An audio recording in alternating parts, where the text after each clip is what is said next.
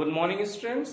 आज हम लोग वैद्युत धारिता के चैप्टर को आगे प्रोसीड करने वाले हैं। तो वैद्युत धारिता के चैप्टर में हम लोगों ने थोड़े बहुत इसके बेसिक कॉन्सेप्ट पढ़ लिए थे।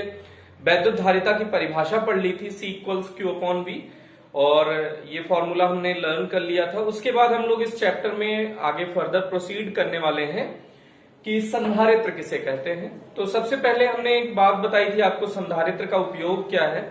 तो संधारित्र का उपयोग है बेटा कि जैसे ये ऊर्जा को स्टोर कर लेता है, अपने पास एनर्जी को स्टोर करता है, और जब सडनली कहीं रिक्वायरमेंट होती है वहां सडनली दे देता है। जैसे हमने पहले भी डिस्कस किया है कि मान लीजिए कूलर चलाना है, पंखा चलाना है, आपको जितने भी मोटर चलाने हैं, जैसे टुल्लू, वो वाला टुल्लू नहीं, जो आपका टुल्लू पंप आता है, छोटा वाला पंप, या ये जो मोटर है, ये सब चलाने होते हैं। तो इनको चलाने के लिए पहली बार जैसे आप रोटेट करा रहे हो, फैन को रोटेट करा रहे हो, तो इसको बहुत ज्यादा अमाउंट के करंट की रिक्वायरमेंट होती है। लगभग 25 एम्पियर पंखे को चाहिए होता है पहली बार रोटेट करने के लिए। और जो घर में सप्लाई आ रही होती है, अगर वहां पे आप अमीटर लगा के उसका मेजरमेंट करें, तो जो इनपुट सप्लाई है वही 30 एम्पियर के करीब की है। तो जब 30 एम्पियर मैक्सिमम आपके घर में आ रहा है, और मान लीजिए आपको कोई भी मोटर चलाना है, उसे 25 एम्पियर से 50 एम्पियर के बीच की करंट चाहिए, तो उसको कैसे आप रोटेट करेंगे, इतना ज्यादा करंट अमाउंट में कहां से लाएंगे। तो इसी के लिए हमने इस सुविधा को हमने क्या कर लिया है, संधारित्र लगाकर उसे हमने उस उपकरण में हमने संधारित्र लगा दिया है, जिससे जब ह्यूज अमाउंट की एनर्जी चाहिए, बहुत ज्यादा अमाउंट की एनर्जी चाहिए, तो ये अचानक ही उसे सप्लाई कर देता है। ये इसकी क्वालिटी है संधारित्र की। संधारित्र आपने देखा ही होगा, आपके घरों में ये लगा होता है ऐसे पंखे में सफेद सफेद कलर का। तो ये बेलनाकार संधारित्र है। इसी को आप कहते हो कंडेंसर, जैसे घर पे कहते हैं कंडेंसर चेंज कर दो। तो कंडेंसर को जनरली ये ऐसे 2 टर्मिनल होते हैं। आप इसको चेक करने का तरीका भी जानते होंगे कि कंडेंसर सही है या गलत है, खराब है, तो इसको प्लग में डाल दीजिए दोनों टर्मिनल, और आपस में टच कराइए। अगर उसमें बहुत जोरदार चिंगारी निकल रही है, इसका मतलब उसने आवेश को कलेक्ट कर रखा था, और जब आपने टर्मिनल टच कराया तो उसी आवेश का स्पार्क होना शुरू हो गया, चमक उत्पन्न होना शुरू हो गई। तो इसका मतलब ये संधारित्र सही है, अभी इसमें स्टोरेज की क्षमता है। तो संधारित्र का इस तरह से कुछ उपयोग है। तो संधारित्र का क्या उपयोग है, उसको हम लोग इस टॉपिक में डिस्कस करने वाले हैं। तो सबसे पहले आप एक बात जान गए होंगे कि आप देख लीजिए, जैसे हमने यही बताया, जो कैमरे का फ्लैश होता है, चमकता है, बहुत जोरदार चमकता है, उसे लगभग 30 से 50 एम्पियर के बीच की करंट चाहिए उतना ज्यादा चमकने के लिए। और उसमें छोटे छोटे पेंसिल सेल लगे होते हैं, उनकी इतनी औकात नहीं है कि उतना ज्यादा वो सप्लाई दे सके। तो इसके लिए हमने उसमें कैपेसिटर लगा दिया, संधारित्र लगा दिया, या कंडेंसर लगा दिया। ये तीनों एक ही नाम है।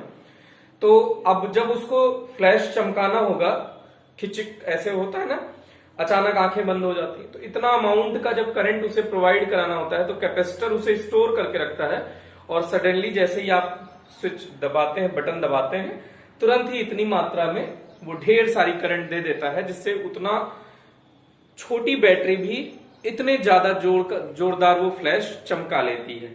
तो इस तरह से संधारित्र के बहुत सारे उपयोग हैं। तो संधारित्र में पहले ये संधारित्र है क्या, तो अब आपने ये पढ़ा था कि संधारित्र की धारिता का फॉर्मूला होता है C = Q/V। तो ये वह युक्ति या वह उपकरण, चाहे युक्ति कह लीजिए चाहे उपकरण कह लीजिए, वह युक्ति या वह उपकरण जो किसी चालक की, ये जनरली चालक का बनाते हैं, आवेश उस पर ढेर सारा हम रख सकते हैं इसलिए।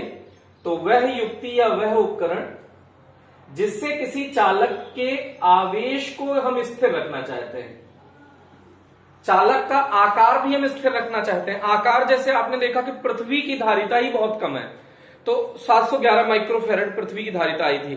तो हम इसका मतलब आकार, उतना बड़ा आकार का हम संधारित्र तो नहीं निर्माण कर सकते। तो संधारित्र हम छोटा रखना चाहते हैं, बहुत छोटे साइज का।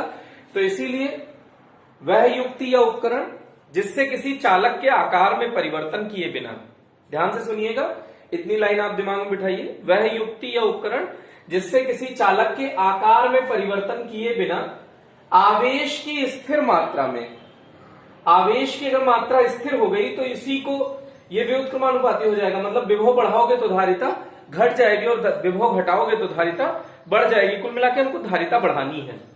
तो फिर से वह युक्ति या उपकरण जिसमें किसी चालक के आकार को स्थिर रखते हुए, आकार को स्थिर रखते हुए आवेश की स्थिर मात्रा पर विभव के मान में कमी करके धारिता के मान में वृद्धि की जाती है, संधारित्र कहलाता है।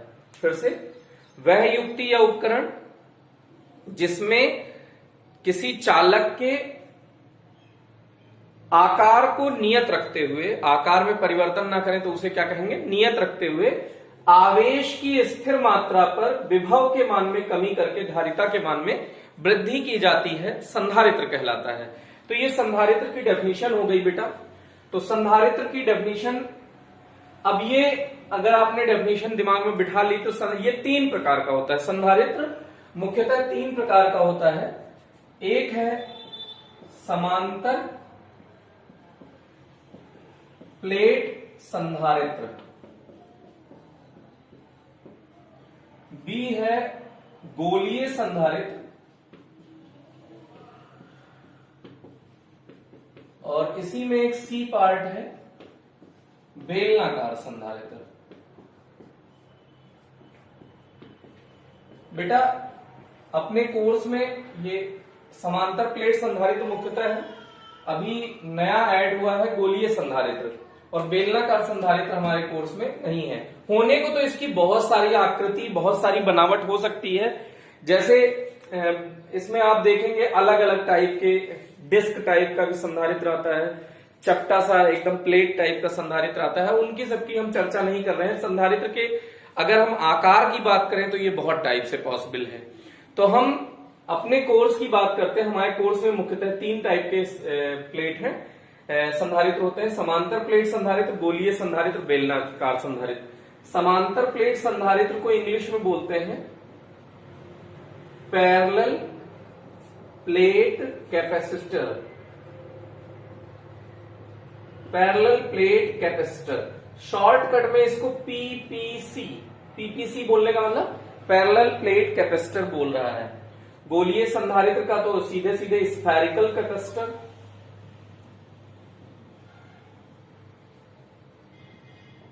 कंडेंसर कहीं लिखा हो तो कंफ्यूज मत होइएगा, कंडेंसर भी वही है जो कैपेसिटर हम लोग पढ़ रहे हैं। फिर तीसरा है बेलनाकार संधारित्र। बेलनाकार को आप कह सकते हैं, बेलन को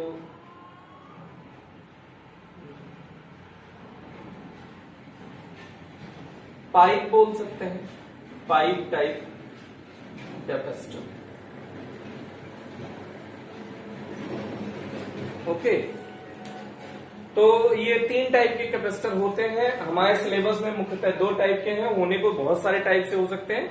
जैसे हमने बताया था जब इसको परिभाषा बताई थी कि ये ए आकृति है, दूसरा प्लेट बी सी आकृति का ले लीजिए, ये भी कैपेसिटर है। तो कैपेसिटर की आकृति की कोई एक बनावट निश्चित नहीं है, फिक्स नहीं है, बहुत टाइप से हो सकता है। ठीक है, तो इसमें से हम पहला पढ़ने जा रहे हैं समांतर प्लेट संधारित्र। इसी में हम पहला क्या डिस्कशन करने जा रहे हैं बेटा, समांतर प्लेट संधारित्र। तो समांतर प्लेट संधारित्र की सबसे पहले देखते हैं बनावट क्या होती है। पहले समांतर प्लेट संधारित्र किसे कहते हैं ये समझ लीजिए। तो समांतर प्लेट संधारित्र दो समान आकार आकृति की चालक प्लेट। जैसे मान लीजिए कि अगर इसे हम ऐसे सोचें कि ये एक प्लेट हो गई, तो इसके ही आकार का एक दूसरा प्लेट इसी के सामने आप रख लीजिए। जैसे एक कॉपी ये है तो एक कॉपी ऐसे रख लीजिए, तो समान धातु की है, एक ये कॉपी है, एक ये कॉपी इसके सामने ले लीजिए, तो दोनों की धातुएं क्या होनी चाहिए, समान। तो समान धातु की होनी चाहिए, समान आकृति की होनी चाहिए। जैसे मान लीजिए एक गोलीय है तो दूसरी भी गोलीय है, एक आयताकार है तो दूसरी भी आयताकार है। तो समान आकृति, समान आकार और समान क्षेत्रफल। अगर एक का क्षेत्रफल हमने कुछ कैपिटल ए माना है, मान लीजिए कि ये ऐसे 3D में अगर देखेंगे तो ये कैपिटल ए क्षेत्रफल है इसका, तो इसका भी क्षेत्रफल कितना है, कैपिटल ए। तो ये एक दूसरे के समांतर कुछ अल्प दूरी पर स्थित होते हैं, तो इस प्रकार बने निकाय को समांतर प्लेट संधारित्र कहते हैं। फिर से, जब दो समान आकार, समान क्षेत्रफल और समान आकृति की, समान आकार, समान क्षेत्रफल और समान आकृति की चालक प्लेटें एक दूसरे के सामने स्थित हो और उन पर बराबर और विपरीत, समान परिमाण में समान और प्रकृति में विपरीत आवेश उपस्थित हो तथा वे प्लेटें एक दूसरे के समांतर कुछ अल्प दूरी पर रखी हो, तो इस प्रकार बने निकाय को समांतर प्लेट संधारित्र कहते हैं। फिर से देख लीजिए, काफी सिंपल है, जो हमने दिखाया है वही हम बोल रहे हैं। इस पर प्लस क्यू आवेश है बेटा, तो इस प्लेट पर माइनस क्यू आवेश है।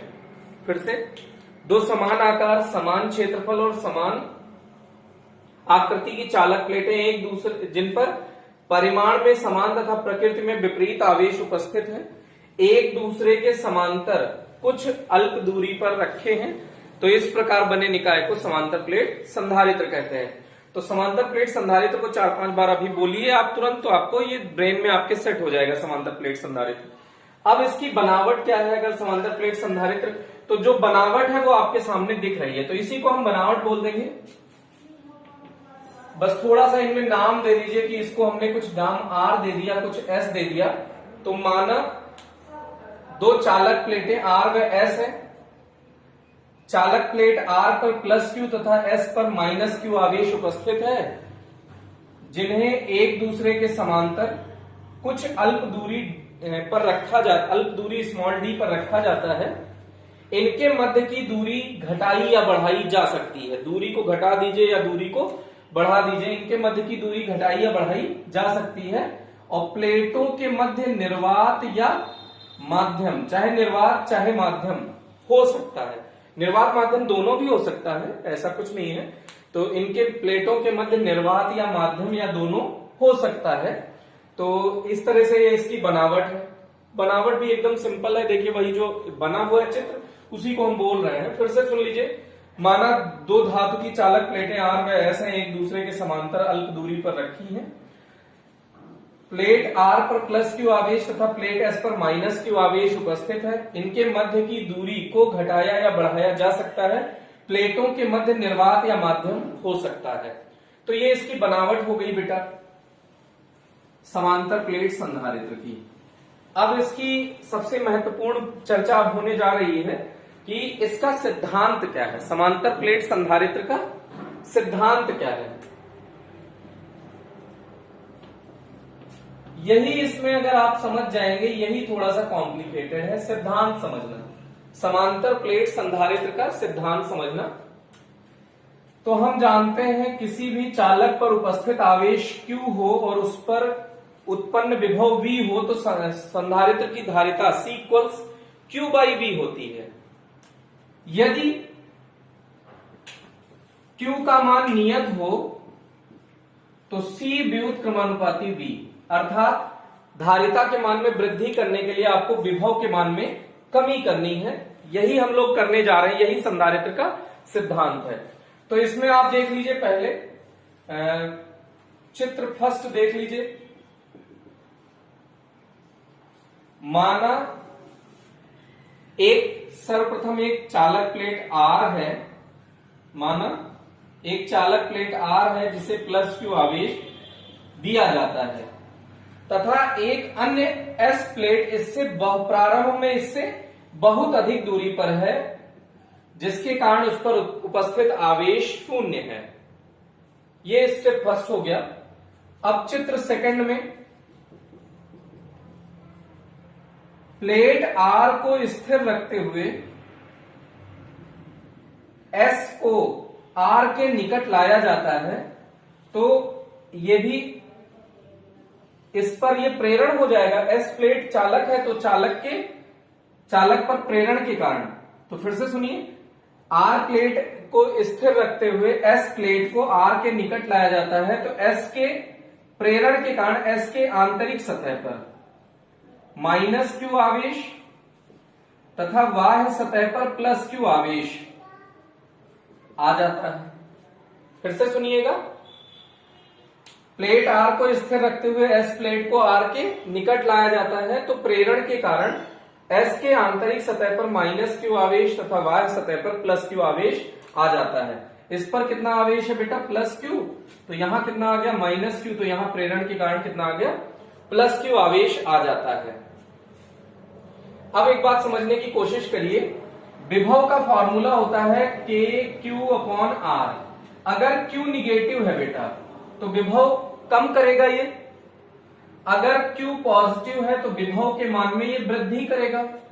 तो आप ऐसे कह सकते हैं, प्लेट एस पर स्थित माइनस क्यू आवेश आर के विभव में कमी करता है तथा प्लस क्यू आवेश आर के विभव में वृद्धि करता है।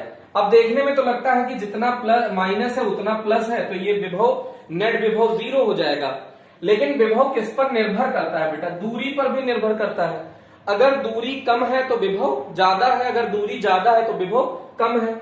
अच्छा ये देखिए, चाहे थोड़ा सा ही अंदर है, निगेटिव चार्ज थोड़ा सा समीप है आर के और पॉजिटिव चार्ज थोड़ा सा दूर है आर से, तो आप ऐसे कह सकते हैं, माइनस क्यू आवेश आर के निकट होने के कारण विभव के मान में थोड़ी सी अधिक वृद्धि कमी करता है तथा एस वो प्लस क्यू आवेश आर से दूर होने के कारण विभव के मान में अपेक्षाकृत कम वृद्धि करता है। तो अगर ये कम वृद्धि कर पाया, इसने ज्यादा कमी कर दी, तो परिणाम स्वरूप आर के विभव में अल्प कमी हो जाती है। परिणाम स्वरूप आर के विभव में अल्प कमी हो जाती है। अब आप चाहें तो एक नया स्टेप यूज कर ले, चाहे तो इसी स्टेप में अब एस प्लेट की बाह्य सतह का भू संपर्क करा देते हैं। भू संपर्क का फायदा क्या है, भू संपर्क के कारण पृथ्वी से आने वाले इलेक्ट्रॉन एस की बाह्य सतह पर उपस्थित धनात्मक आवेश को निरस्त कर देते हैं।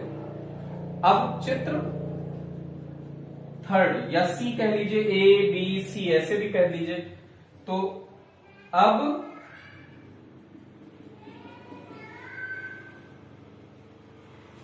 आर प्लेट पर प्लस क्यू आवेश तथा एस प्लेट पर माइनस क्यू आवेश आ जाता है। अब एस पर उपस्थित माइनस क्यू आवेश आर के विभव में सिर्फ कमी करता है, बहुत अधिक कमी करता है। उनके मध्य की दूरी अभी नियत रखी है, जैसे पास लाए थे तो डी दूरी तक लाए थे, तो उनके मध्य की दूरी नियत रखी है।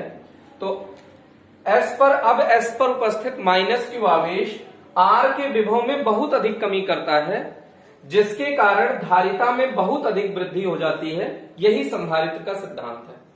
एक बार फिर से यही भाषा, इसे नोट भी करना है आपको भाषा बेटा। इसको कैसे कहेंगे कि ये चित्र समझना, ये तो हम समझ ही रहे हैं, formula C equals Q by V।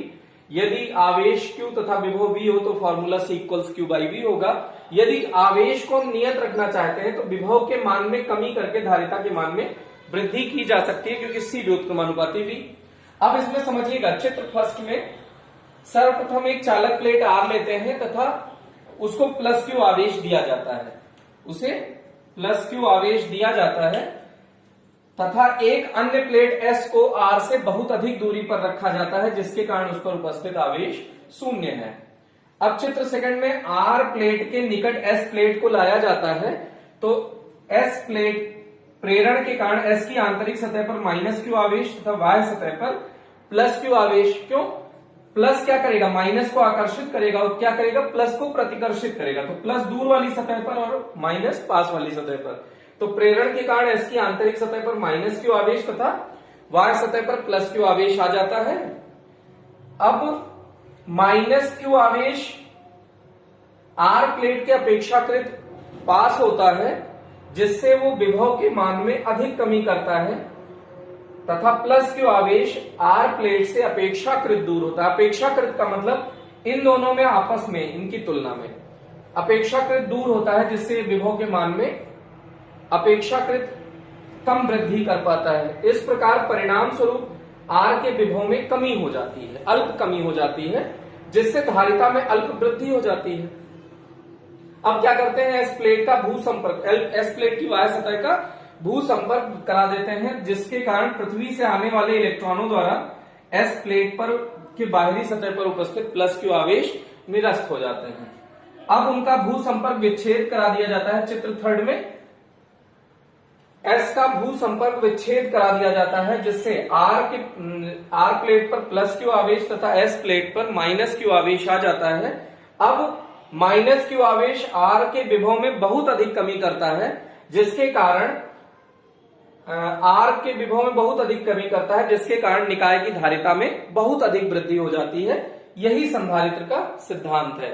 तो इसको आप अच्छे से समझ लीजिए। संधारित्र के सिद्धांत में ही थोड़ी बहुत कंफ्यूजन होती है, तो इसको आप अगर नहीं समझ में आएगा तो आप कमेंट सेक्शन में बताइएगा, एक बार फिर से रिपीट कर देंगे दोबारा।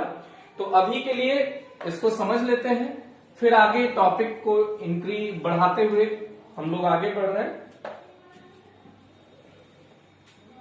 अब इसके बाद हमको समांतर प्लेट संधारित्र की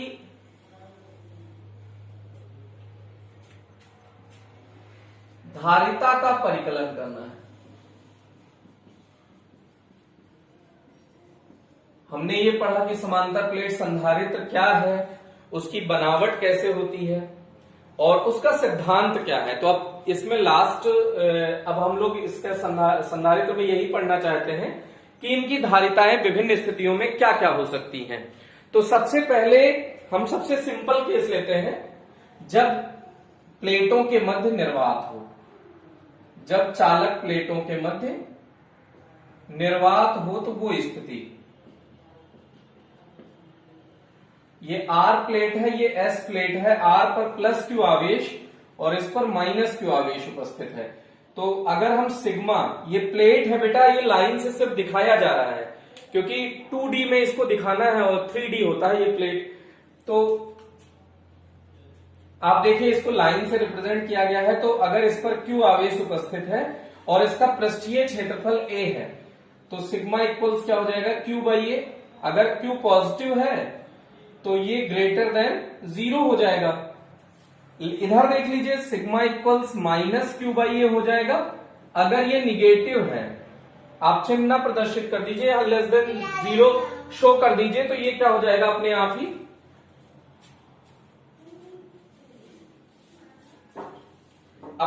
यहां पे ये निगेटिव को शो करेगा।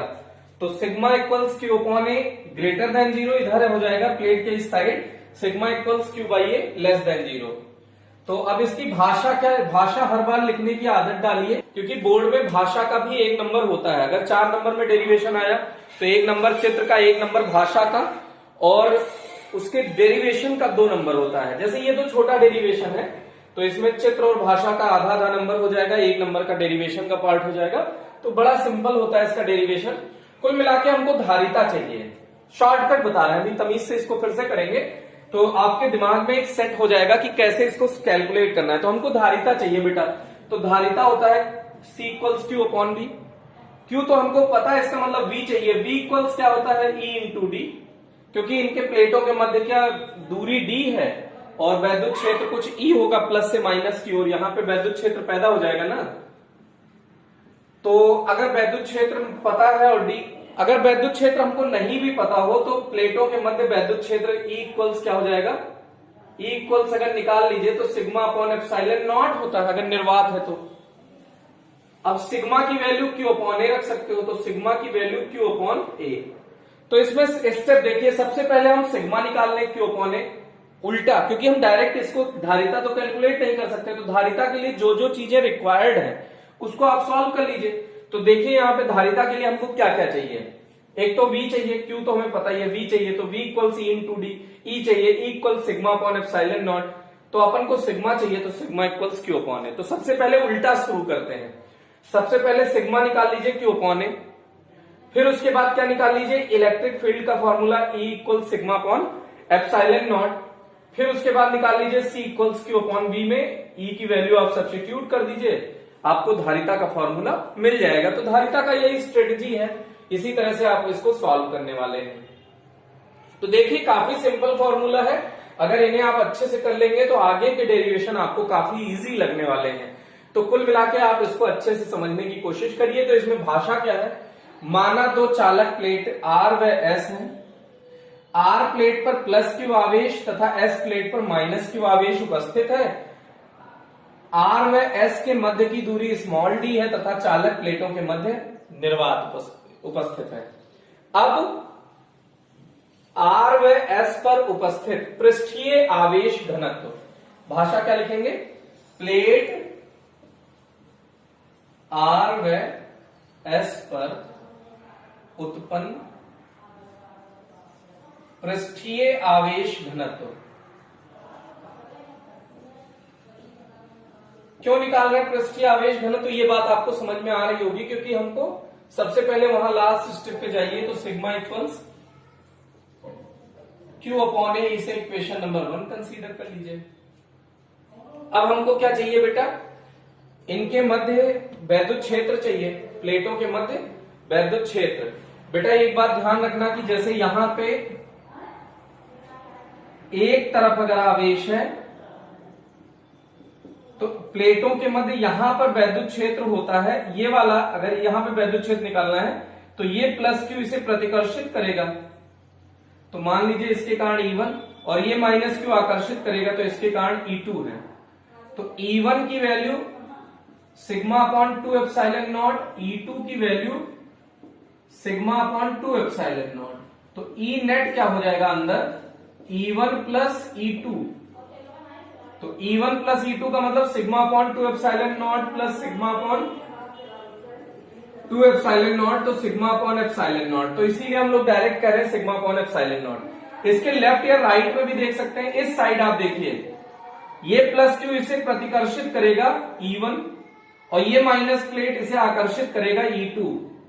ये इधर sigma upon epsilon 2 epsilon not है, सिग्मा अपॉन 2 एप्सिलॉन नॉट। तो यहां E नेट क्या हो जाएगा, दोनों विपरीत दिशा में है तो E1 माइनस E2, तो sigma upon epsilon not minus sigma upon 2 epsilon naught. तो ये हो गया कैंसिल आउट, जीरो आ गया। तो इस साइड भी जीरो है, इसी तरह से उस साइड भी जीरो है। इनके मध्य में कितना है, सिग्मा अपॉन एप्सिलॉन नॉट। ये ध्यान रखिएगा, अगर ये पूर्ण रूप से आवेशित होती दोनों तरफ तो इस पर क्या आता, सिग्मा अपॉन एप्सिलॉन नॉट। लेकिन एक तरफ आवेश है तो उसके कारण सिग्मा अपॉन 2 एप्सिलॉन नॉट, भले से ये चालक प्लेट है। तो ये ध्यान दीजिएगा, इसमें इस तरह से कंफ्यूजन हो सकता है, क्योंकि अगर पूरे प्लेट पर अगर यहां पे देखिए दोनों परत मिला के, आप जानते हैं कि ये दोनों परत मिला के अगर इस पे वैद्युत क्षेत्र आप जानते हैं चालक प्लेट पर सिग्मा अपॉन एप्सिलॉन नॉट होता है ना, दो परत के कारण सिग्मा अपॉन एप्सिलॉन नॉट, तो एक परत के कारण सिग्मा अपॉन 2 एप्सिलॉन नॉट, आधा हो जाएगा। तो ये ध्यान रखिएगा बेटा, तो एक ही तरफ आवेश है, बाहर आवेश है नहीं, तो इस तरह से ये ध्यान रखिएगा। चालक प्लेट के मध्य में वैद्युत क्षेत्र कितना होता है, 0। चालक प्लेट के इस साइड या उस साइड, सॉरी मध्य में वैद्युत क्षेत्र कितना होता है, सिग्मा अपॉन एप्सिलॉन नॉट, कहीं भी, क्योंकि ये दूरी पर जो वैद्युत क्षेत्र का फॉर्मूला है सिग्मा अपॉन एप्सिलॉन नॉट या 2 एप्सिलॉन नॉट, ये दूरी पर निर्भर कर ही नहीं रहा है। तो इसलिए इनके मध्य में जो वैद्युत क्षेत्र होगा वो कहीं भी, ये पूरे इनके प्लेट को के मध्य कहीं भी आप लेंगे तो सिग्मा अपॉन 2 एप्सिलॉन नॉट, एक प्लेट के कारण सिग्मा अपॉन 2 एप्सिलॉन नॉट, एक प्लेट के कारण तो दोनों प्लेट समान दिशा में वैद्युत क्षेत्र लगा रहे हैं तो इसके कारण यहां जुड़ जाएगा तो सिग्मा अपॉन एप्सिलॉन नॉट आ जाएगा। इस तरह से इसके इस साइड आप देखिए प्लस प्लेट, जिस बिंदु पर वैद्युत क्षेत्र की तीव्रता ज्ञात करनी होती है वहां एकांक धनावेशित परीक्षण आवेश रख दीजिए। तो अगर यहाँ पे Q नॉट रखा है तो ये प्लस क्यू इसे प्रतिकर्षित करेगा, ये माइनस क्यू आकर्षित करेगा, तो sigma upon 2 epsilon not sigma upon 2 epsilon naught. तो E नेट विपरीत दिशा में है तो एक दूसरे को कैंसिल आउट कर देंगे, क्योंकि ये दूरी पर निर्भर नहीं करता, नहीं तो तुमको टेंशन हो जाए कि सर इससे ये कम दूरी है, इस वाले प्लेट से तो ये ज्यादा दूरी है, तो ये बराबर कैसे हो गया वैद्युत क्षेत्र। तो ये बेटा दूरी पर निर्भर नहीं करता, इसलिए बराबर हो गया, इसलिए नेट 0 है इधर। इसी तरह से आप उधर भी देख सकते हो बेटा, एकांक धनावेशित परीक्षण आवेश रखो, ये प्लस क्यू इसे प्रतिकर्षित करेगा E1, ये माइनस क्यू आकर्षित करेगा E2। तो ये है सिग्मा अपॉन 2 एप्सिलॉन नॉट, ये है सिग्मा अपॉन 2 एप्सिलॉन नॉट, तो E नेट क्या हो जाएगा इधर भी सिग्मा E1 माइनस E2 विपरीत दिशा में है, तो sigma upon 2 epsilon not minus sigma upon 2 epsilon naught, तो ये आ गया 0। तो प्लेट के लेफ्ट या राइट में 0 होता है और प्लेटों के मध्य सिग्मा अपॉन एप्सिलॉन नॉट होता है, ये ध्यान रखिएगा बेटा। तो चालक प्लेटों के मध्य वैद्युत क्षेत्र कितना होता है? Sigma upon epsilon naught. तो चालक प्लेटों के मध्य वैद्युत क्षेत्र equals sigma upon epsilon not. Sigma का मान समीकरण 1 से रखने पर, सिग्मा का मान समीकरण 1 से रखने पर तो क्या आ जाएगा बेटा?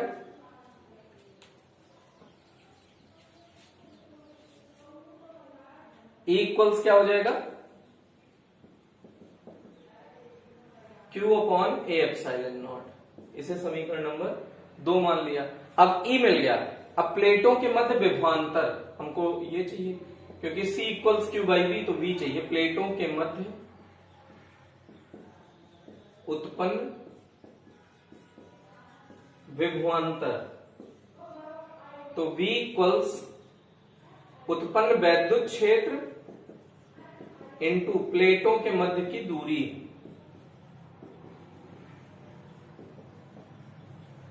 E इंटू डी होता है, तो E कितना है? Q upon A epsilon not, दूरी कितनी है? D। ये हो गया समीकरण नंबर 4। अब हम जानते हैं वैद्युत धारिता का सूत्र क्या होता है? C equals Q upon V। V का मान समीकरण 4 से रखने पर Q अपॉन समीकरण 4 से Q D upon A epsilon naught. तो Q से Q कैंसिल आउट हो गया, ये पलट के ऊपर चला जाएगा, तो C इक्वल्स क्या आ गया बेटा? A epsilon not upon D. तो धारिता का फॉर्मूला क्या आ गया बेटा? A epsilon not upon D. तो इस तरह से आप वैद्युत धारिता निकाल सकते हैं जब प्लेटों के मध्य निर्वात रहा हो। अगर यहां माध्यम हो बेटा, जब प्लेटों के मध्य, ये वैद्युत धारिता का परिकलन अभी भी आप कर सकते हैं जब प्लेटों के मध्य माध्यम उपस्थित हो। जब प्लेटों के मध्य माध्यम हो,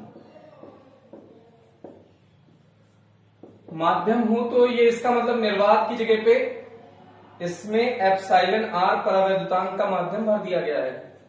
तो अगर इसमें इसी डेरिवेशन को हम मतलब इसी में फर्दर प्रोसीड करें तो सिग्मा इक्वल्स क्यू अपॉन ए, ये तो होगा ही बेटा। बस प्लेटों के मध्य वैद्युत क्षेत्र क्या हो जाएगा माध्यम की उपस्थिति में? Sigma upon epsilon. अब हम जानते हैं यहां पे थोड़ा सा जगह की कमी है बेटा, तो हम जानते हैं एप्सिलॉन आर बराबर एप्सिलॉन अपॉन एप्सिलॉन नॉट। तो एप्सिलॉन बराबर हो जाएगा एप्सिलॉन आर एप्सिलॉन नॉट। तो E इक्वल्स क्या हो जाएगा? Sigma upon epsilon naught epsilon r. तो यहां पे बस ये एप्सिलॉन आर और आ जाएगा, अब एप्सिलॉन आर और आ जाएगा, एप्सिलॉन आर और आ जाएगा, एप्सिलॉन आर और आ जाएगा। तो ये आंसर आ गया बेटा।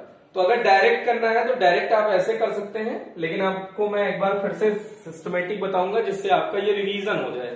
तो अगर A epsilon not by D क्या है? निर्वात। तो सी माध्यम में जो आया है वो क्या आया है? सी निर्वात इंटू एप्सिलॉन आर। तो माध्यम की उपस्थिति के कारण धारिता एप्सिलॉन आर गुना बढ़ जाती है। तो फिर से देख लीजिए बेटा, इसको हम सिस्टमेटिक आपको कैलकुलेशन करके दिखा रहे हैं, नहीं तो आपको लगेगा डायरेक्ट हो गया है। भाषा रहने दे रहे हैं।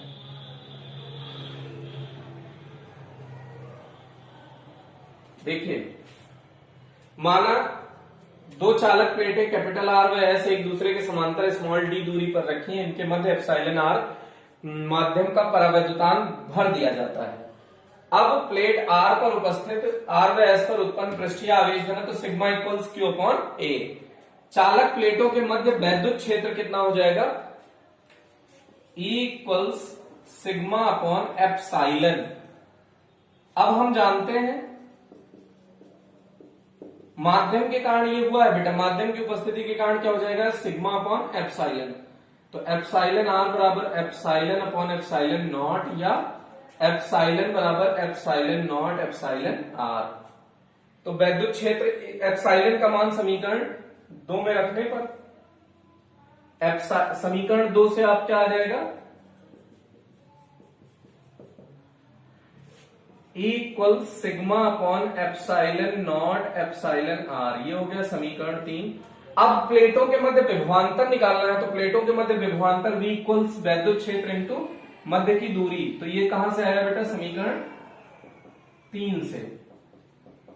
तो वैद्युत क्षेत्र है sigma upon epsilon not epsilon are into इनके मध्य की दूरी d। तो इसको हम समीकरण नंबर 4 मान लेते हैं। हम जानते हैं वैद्युत धारिता के सूत्र C equals Q upon V से, Q तो रहने दीजिए, V की वैल्यू क्या हो जाएगी, sigma D upon, sorry sigma की वैल्यू रखा नहीं है अपन ने, तो सिग्मा की वैल्यू क्या होती है बेटा,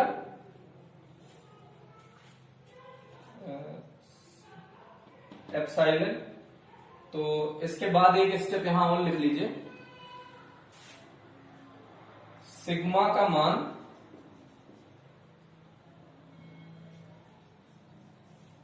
समीकरण 2 में रखने पर तो क्या आ जाएगा, E इक्वल्स सिग्मा की जगह Q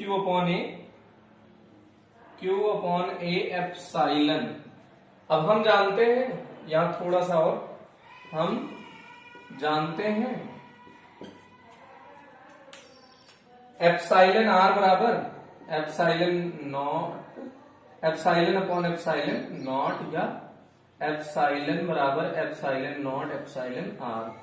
तो अब वैद्युत क्षेत्र का फॉर्मूला क्या हो जाएगा, Q upon A epsilon not epsilon are. देखिए यहां से एप्साइलन का जब मान रख देंगे तो Q upon A epsilon not epsilon are. ये आपने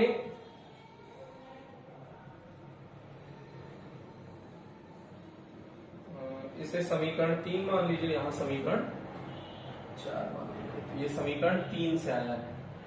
तो इक्वल सिग्मा की जगह Q upon A epsilon not. तो ये आ गया अब बेटा, सिग्मा की जगह Q D upon A epsilon not epsilon are. तो ये क्या आ गया बेटा, C equals A epsilon not epsilon are upon D। ये C माध्यम है इसलिए Cm लिख दिया। अब ये C निर्वात है बेटा, तो C माध्यम इक्वल्स C निर्वात इंटू एप्साइलन आर। तो इस तरह से हम कह सकते हैं कि चालक प्लेटों के मध्य परावैद्युत पदार्थ रखने पर उसकी धारिता उस परावैद्युत पदार्थ के परावैद्युतांक के बराबर के गुणज में बढ़ जाती है। ये हो गया।